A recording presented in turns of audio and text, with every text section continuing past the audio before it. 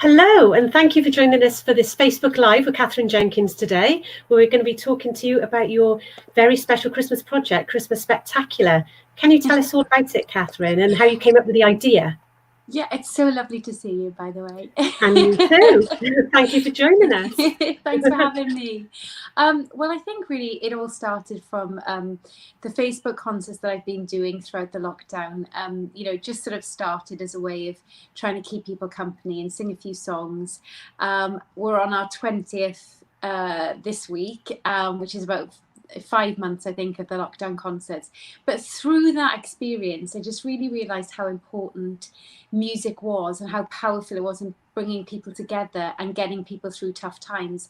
So at the end of the summer, when they started to talk about Christmas potentially, all of this Christmas is cancelled, there's not going to be Christmas concerts or carol services, I was like, no, we can't let this happen. And so I sort of took the challenge head on and thought, right, I'm going to create a fully fledged Christmas musical film, and we will try and get it out to people. So, obviously people would not be able to travel to the Royal Albert Hall like they would in a normal year for one of my Christmas concerts, but we'll film it there and we'll put it out in cinemas and try and get it on streaming platforms, so that even if you can't leave your own home, you're able to share the Christmas spirit. So ultimately it's just trying to bring some Christmas cheer and some festive fun and joy to people at the end of a tough year. It sounds brilliant. So it must have been quite tricky then, pulling it all together, especially in lockdown and everything. Very challenging indeed. So you've got some pretty good names joining you as well, haven't you? So yeah, I think like pulling it together, as you said, just in a short space of time, we had only a few days to film it, the whole thing, and obviously you're doing it with massive restrictions as well. So we had about 200 people in the Royal Albert Hall. All of these artists come together, trying to do that with social distancing, with like strict COVID testing and all of that kind of stuff. But thankfully everybody was really responsible and we handled that really well. But I reached out to some friends and said, look, this is the sentiment, we're trying to like boost some Christmas spirit, send it out. And what was lovely was everybody that I asked said yes. So we've got Sir Bryn Terfel, and he's amazing in it. We've got Bill Nighy, Vanessa Redgrave, Marisha Wallace, who's an American Broadway star, an Italian tenor called Alberto Urso, the Royal Air Force Regiment Band, and we've even got the Sugar Plum Fairy, which my daughter loved. You have to have a Sugar Plum Fairy at Christmas. You certainly do. I mean, it's your second performance now, lockdown performance at the Royal Albert Hall. What does the venue mean to you? How important is it to you? I just think it's such a spectacular venue in itself. There isn't anywhere like that. I feel very proud that that's like a UK venue, and whenever I step out on the stage, I don't ever get used to it. It always takes my breath away. And I think that what's been amazing in working with them again on this project is they're having a really tough time. Like so many of the live music venues around the UK are really struggling. And we made them a partner on our films, so that hopefully this drives revenue back to them as well. But because of the way that they allowed us to film it, it's not a concert on the stage, it's a story, and it moves around the hall from the roof to the basement to the boxes and the backstage. And because they allowed us that access, you almost get like this magical mystery tour of the Royal Albert Hall in ways never ever seen before. I mean, I actually didn't even know about the roof terrace, and I've been there 50 times, so it was amazing. Like I learned new things from it. So we'll get to see all the sort of nooks and crannies then of the venue, which sounds brilliant. So obviously, you've done your Facebook Live performances and you're doing this now, but have you sort of missed that connection that you get when you perform live? Yeah. In the beginning, just doing those concerts where it's literally to my phone, and Andrew's managing the Wi-Fi and the backing tracks and all of those things, and the kids are running around in the background. That was really weird, because you sing a song and you sort of feel a bit awkward, like there's what do I do now? I cannot wait to get back with the audiences, back with the orchestras, back with my conductor. And I think that it's, you know, it's really hard on performers, on artists who, you know, I hadn't realized what it does for my mood being on stage, you know, just helping me process emotions. And I'm sure, you know, all of the instrumentalists and performers are going through the same thing. And that was one of the things that I found really emotional when we actually were filming, to have the orchestra on the stage and to be able to walk amongst them and perform. And we were just all beaming because we were just so happy to be back doing what we love. And that was just absolutely obvious from everybody's faces. I can imagine. I can imagine. What has lockdown been like then for you and your family? Like I say, you've been doing all these performances, but what's it been like at home, sort of generally every day? I think, like all mums out there, it's just been trying to find the new normal, trying to find a new way of balancing it all, because it's obviously been different, the different phases of the children being home or not home, or, you know, being able to go out and see family or not, you know, the changes that we've had. Yeah, it's been really hard in ways of not being able to see my mum. You know, I have really not seen much of my mum this year, which has been tough. But I think trying to look at the positives is the time I've had with my kids and my husband, and we're normally going off in different directions. You know, one of us is always here, but Andrew's on a film set or I'm going to a concert. We've never had this many consecutive nights in the same house. And to have had that time with the kids, it's almost made me feel nervous about going back out on tour a little bit, because I've loved the bonding of being with them all of the time. The homeschooling, of course, is a completely different thing, and I've got massive respect for all of the teachers out there who do an amazing job, because as soon as they went back to school, they just like blossomed. So my teaching, obviously, of maths wasn't up to much. I was going to say, well, what was your best subject to teach then? Well, I mean, obviously, I could do the music stuff, and I could do a bit of dancing with them, and Andrew was doing art with them. But I mean, maths and science has just got the wrong person. Oh yeah, they are tough, pretty tough subjects, for sure. But I mean, mine are 5 and 2, so it shouldn't be that complicated. Oh, what has been the biggest lesson that you've learned in lockdown, would you say? Biggest lesson, I think it's just been really good at clarifying what's important and who's important, and, you know, looking after others. I think the stories that have all kind of got to us emotionally, and the things that will be probably the stand-up memories when we look back, are the people who've gone above and beyond to help, you know, others in need. And I think that's just been the most impressive and touching thing of this whole time, is just that sense of faith in humanity, and the heartwarming stories we've read in people like Captain Tom. Yeah, there've been plenty of great stories out there, haven't there? Yeah. You mentioned earlier, obviously, not being able to see your mum, who's back at home in Neath. What else have you really missed about Wales, being unable to come here as regularly? I know, they wouldn't let us in to visit.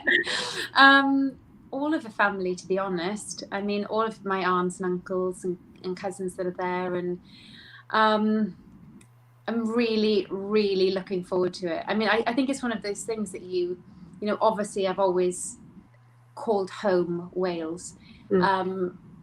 But when you are restricted from being able to go back, you realise just how much you love it and how much your heart is there. And so, yeah, I really, really want to get back. Hopefully Boris has got some good news for us today. Fingers crossed, fingers crossed. Yeah. It was your 40th birthday during lockdown. Did you have any sort of lavish celebrations that you had to cancel, any trips? And how did you celebrate instead? Well, I was meant to be going on holidays with the family to Greece, and loads of friends were going to come with us, but, you know, obviously none of that happened. So I was a little bit like, I don't really know what my birthday is going to be like in lockdown, because I couldn't see anybody. But Andrew did a really good job of making it feel, you know, special, and he cooked lunch for me and the kids, and romantic dinner in the evening, and I had a big Zoom call with all my friends. Had quite a few glasses of champagne. As long as you've got champagne, it's fine. It's champagne and vegan cake, and it was all good. Brilliant. So will you have a big party when you can get together with your friends and family?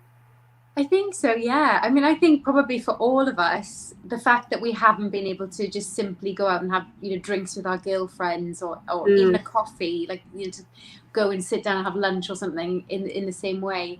Yes, I think I'm really looking forward to getting everybody back together. And Andrew did say that I can be 39 for one more year because I didn't get to do it on the 40th. But yeah, I think we'll try and plan the trip for next year, as long as everything's able to go ahead. Yeah. Perfect. What are the things that you've enjoyed the most about this year, and what are the things that have been the hardest for you, would you say?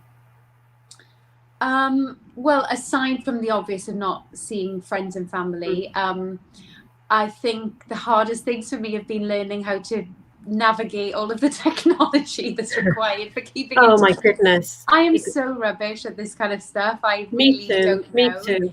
I'm very impressed with the Wales Online setup here. This is way more professional than I can normally do. Nothing to do with me, Katherine, because we wouldn't be doing this if it was to do with me. It would all be going pear-shaped right now.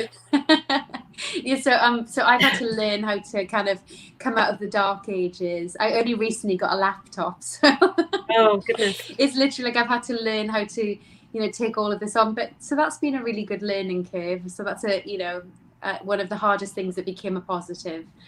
And I do just think the positive has been, having so much time with the family and time to sort of reflect on ways to be as in touch and with the people that you love, but to be creative and to try and challenge yourself to sort of think about new ways to perform in these weird times, and to trying to get that music out to people to try and help them. Talking of new ways to perform, so you recently sang with Dizzy Rascal on Jonathan Ross. You've done a Stormzy cover. Are we going to see a rap album from you at all? Definitely. Oh, why not? I think so. I think it has to be. No, that was so funny. I just thought, gosh, because I think last time I was on Jonathan Ross, he had me rapping Jay-Z, and then suddenly to be getting me to sing with Dizzy. But it was really fun, and I do love how shows like that are just put strange. You've just got to be up for it and have a laugh, and it's always really, really good fun. Yeah, it looked good fun. Tell us about any lockdown hacks and that you've had. Have you been watching any brilliant podcasts or any albums that you've discovered? Anything, what's kept you sane, or have you sort of become a mad baker, or have you been like painting walls? What have you been up to?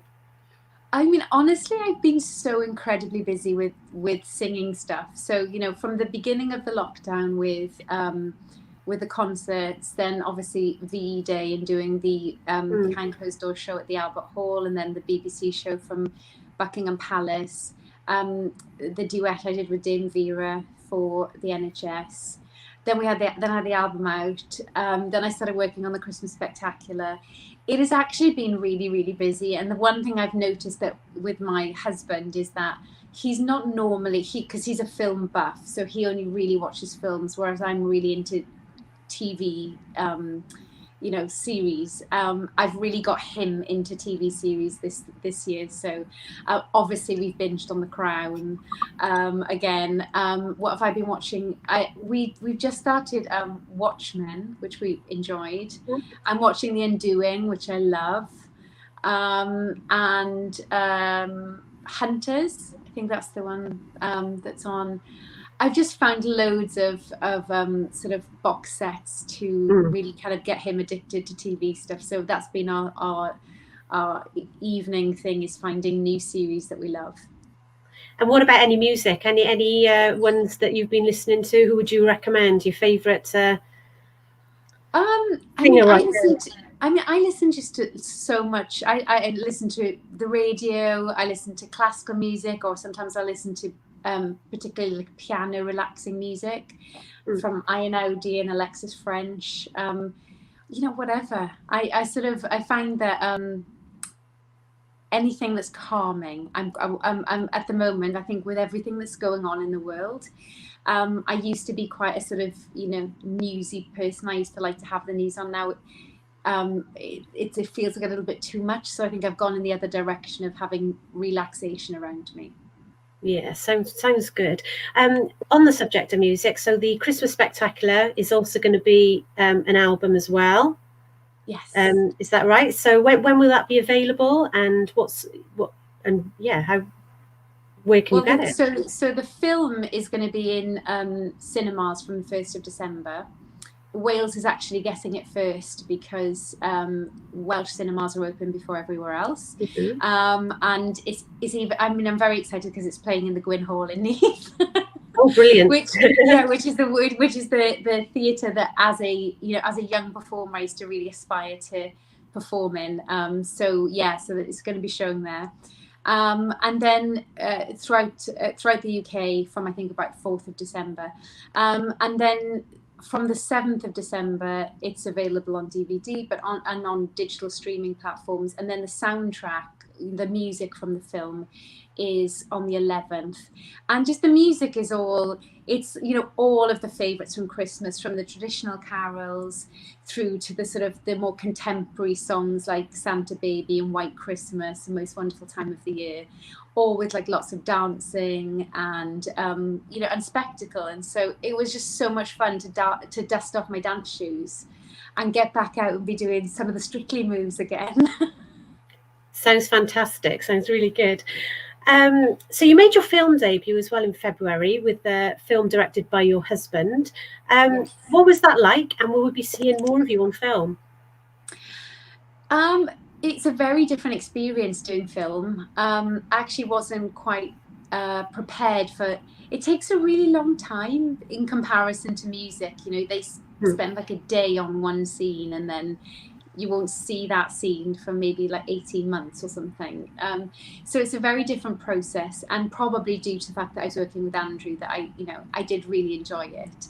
I did say to him after a little bit of like uncertainty as to whether I could do it. I was like, okay, I'll do it. But, these are the only few days of your life where you're actually going to get to boss me around and be allowed to do it. And so, we work well together. I felt completely thrown in at the deep end because my first scenes were with Johnny Depp and Bill Nighy, and, they're two acting legends, and there's me thinking, what am I doing here?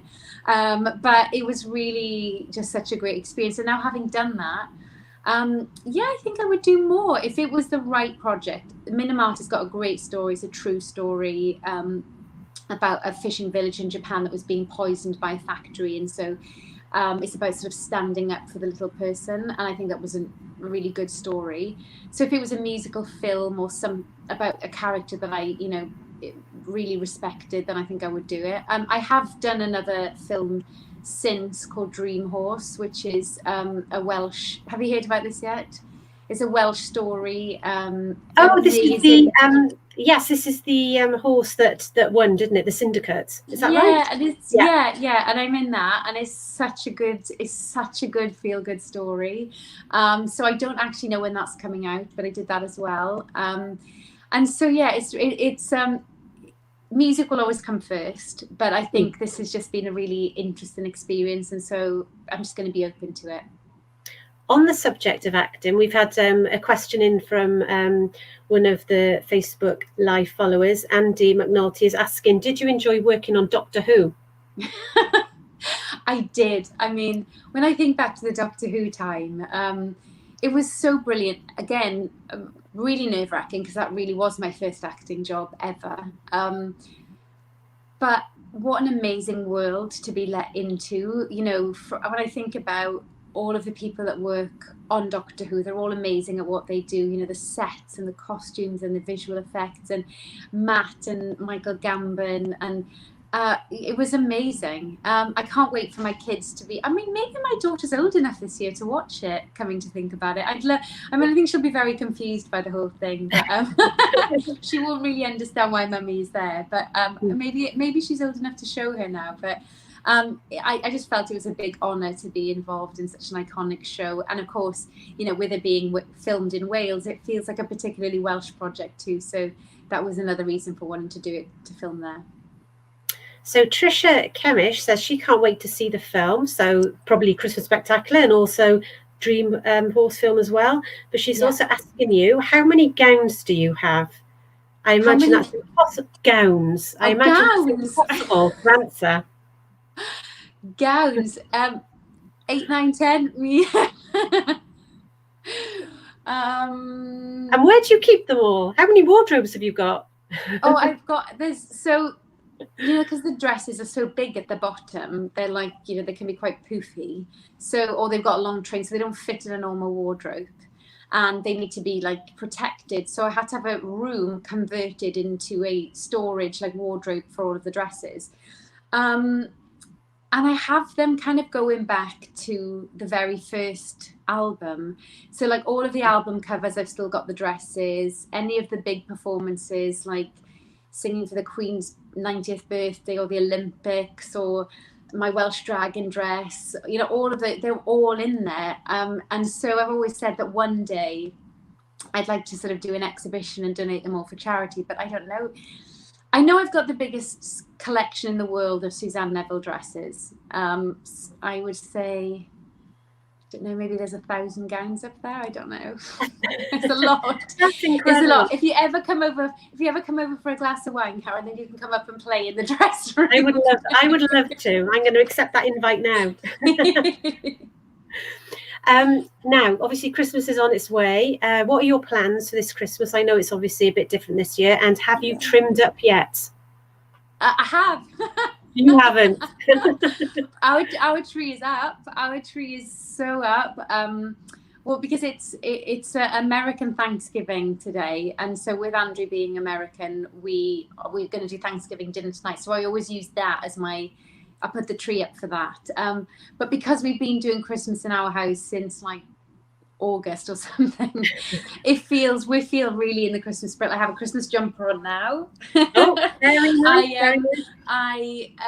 The kids have written Father Christmas letters. I've ordered my turkey. So no, I've been quite organized this year, just purely because it's been in my space. But yeah, I don't know what we're going to do for Christmas Day. Hopefully that'll be decided today with some of the news as to whether I can go and be with Mum. And then other than that, obviously it's going to be a different Christmas. But I think we'll just try and have a very relaxed one this year, and then make sure that next year is full of social friends and family and everything. But I think this year, as dull as it is, I think we've all got to be safe, haven't we? Absolutely safe and still have fun and enjoy Christmas. Yeah. What are your plans then for next year, all being well, obviously? Well, lots of my concerts from last year have been moved to next year or 22. So depending on what's going on, I'm going to be touring the UK in November of next year. And then I've got concerts in Taipei, Bangkok, Japan, China, America. Where else am I going? Dubai. So lots of international stuff. But we'll just have to wait and see, if that happens. I think when I do finally get out on stage, with an orchestra, I'll probably be overcome and burst into tears because I won't actually believe that we're back. And I think, just knowing what the orchestras are going through, I just can't wait. I can't wait for that day. Yeah, I know it seems far off at the moment, but like you say, it'll come, it'll happen. Yeah, I think it will. Well, look, thank you so much for joining us. The very best of luck with Christmas Spectacular. It sounds fantastic. Thank you. And I'm sure that everyone's really looking forward to watching you and seeing the Albert Hall as they've never seen it before. Thank you so much. It's lovely to chat to you. Lovely to chat to you too. And wishing everybody a very Merry Christmas. Keep safe. Happy Christmas. Yeah, you too. Lots of love. Bye.